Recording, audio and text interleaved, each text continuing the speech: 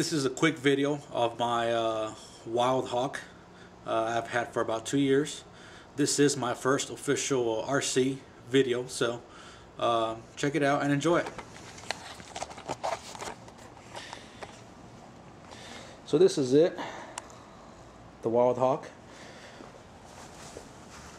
Got the Microjet from Grayson Hobby,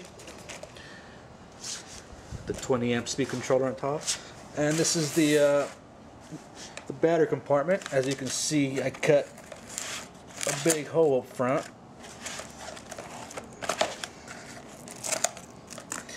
Has a big, nice room for the battery compartment there. I use a 22